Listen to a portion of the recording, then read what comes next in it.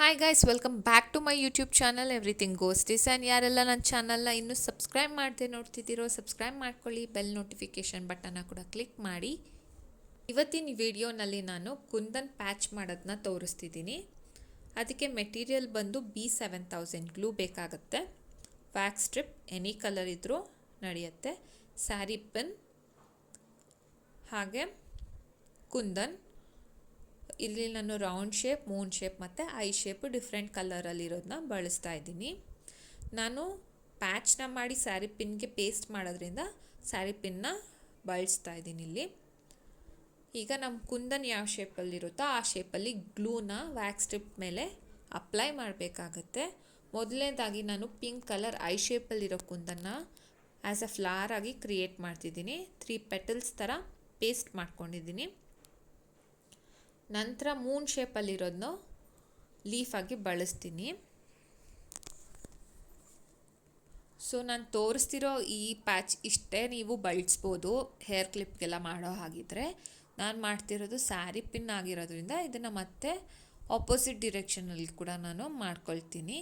ಈ ಸತಿ ನಾನು ಲೀಫಿಂದ ಸ್ಟಾರ್ಟ್ ಮಾಡಿ ಫ್ಲವರ್ಗೆ ಎಂಡ್ ಮಾಡ್ತೀನಿ. ನಾವು ಪೆಟಲ್ಸಿಂದ ಸ್ಟಾರ್ಟ್ ಮಾಡಿದ್ರೆ ಸ್ಪೇಸಿಂಗ್ ಗೊತ್ತಾಗೋದಿಲ್ಲ ಎಷ್ಟು ಬಿಡಬೇಕಂತ. ಸೊ ಆಪೋಸಿಟ್ ಮಾಡಬೇಕಾದ್ರೆ ಲೀಫಿಂದ ಸ್ಟಾರ್ಟ್ ಮಾಡಿ ಪೆಟಲ್ಸ್ಗೆ ಎಂಡ್ ಮಾಡಿ. ಈಗ ನಾವು ಪೆಟಲ್ಸ್ನ ಪೇಸ್ಟ್ ಮಾಡ್ಕೊಳ್ಳೋಣ. ಗ್ಲೂ ಹಾಕಿ ಪೆಟಲ್ಸ್ನ ನಾನು ಪೇಸ್ಟ್ ಮಾಡ್ತಿದ್ದೀನಿ. ಈ ಪ್ಯಾಚು ವ್ಯಾಕ್ಸ್ ಸ್ಟ್ರಿಪ್ ಮೇಲೆ ಮಾಡ್ತಿರೋದ್ರಿಂದ ಕಂಪ್ಲೀಟಾಗಿ ಡ್ರೈ ಆಗಬೇಕು, ಅದು ತುಂಬ ಇಂಪಾರ್ಟೆಂಟ್ ಆಗುತ್ತೆ. ಸೆಂಟರಲ್ಲಿರೋ ಸ್ಪೇಸಲ್ಲಿ ನೀವು ಸ್ಕ್ವೇರ್ ಕುಂದನ್ನಾದರೂ ಬಳಸ್ಬೋದು, ಇಲ್ಲಾಂದರೆ ರೌಂಡ್ ಕುಂದನ್ನಾದರೂ ಬಳಸ್ಬೋದು.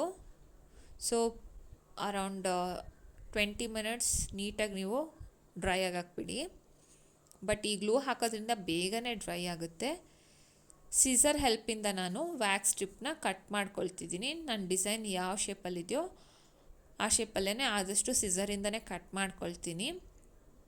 ಇದಕ್ಕೆ ಫಿನಿಶಿಂಗ್ ಕೊಡೋದಕ್ಕೆ ಮೋಸ್ಟ್ ಇಂಪಾರ್ಟೆಂಟ್ ಟಿಪ್ ಬಂದಿದ್ದೇನೆ, ಈಗ ನಾನು ತೋರಿಸ್ತೀನಿ ನೋಡಿ.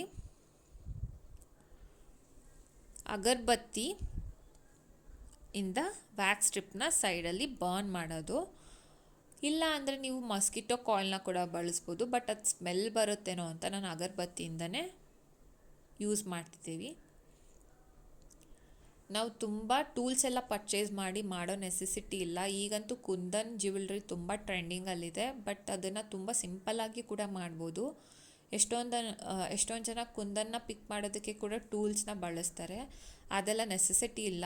ಮನೆಯಲ್ಲೇ ಇರೋವಂಥ ಐಟಮ್ಸ್ನ ಬಳಸಿ ನಾವು ಮಾಡ್ಬೋದು, ಬಟ್ ನಾವು ಅದನ್ನು ಥಿಂಕ್ ಮಾಡ್ಬೋದು ಹೇಗೆ ಮಾಡಬೇಕಂತ. ನೀವು ಇದರ ಟೂತ್ ಪಿಕ್ಕಿಂದ ಕೂಡ ಸ್ವಲ್ಪ ಗ್ಲೂ ಅಪ್ಲೈ ಮಾಡಿ ಕುಂದನ್ ಪಿಕ್ ಮಾಡೋ ಟೂಲ್ ಕೂಡ ಮಾಡ್ಕೊಳ್ಬೋದು.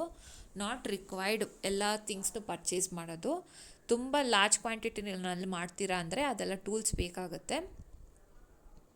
ಸೊ ನಾನು ಸೈಡ್ ಇರೋ ವ್ಯಾಕ್ಸ್ ಸ್ಟ್ರಿಪ್ಸ್ನ ಕೂಡ ಬರ್ನ್ ಮಾಡಿ ನೀಟಾಗಿ ಫಿನಿಶಿಂಗ್ ಕೊಟ್ಟಿದ್ದೀನಿ. ಪ್ಯಾಚ್ ರೆಡಿ ಆಗಿದೆ.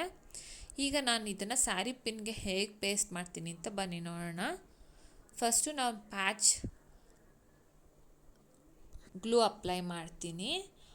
ಒಂದು ರೆಕ್ಟ್ಯಾಂಗಲ್ ಎಕ್ಸ್ಟ್ರಾ ವ್ಯಾಕ್ಸ್ ಸ್ಟ್ರಿಪ್ನ ಕೂಡ ಕಟ್ ಮಾಡ್ಕೊಂಡಿದ್ದೀನಿ. ಸೊ ಫಸ್ಟು ನಾನು ಹೇಳ್ದಂಗೆ ಕುಂದನ್ ಪ್ಯಾಚ್ ಹಿಂದೆ ಗ್ಲೂ ಅಪ್ಲೈ ಮಾಡ್ಕೊಳ್ತೀನಿ. ಅದ್ರ ಮೇಲೆ ಸ್ಯಾರಿ ಪಿನ್ನ ಪ್ಲೇಸ್ ಮಾಡ್ತೀನಿ.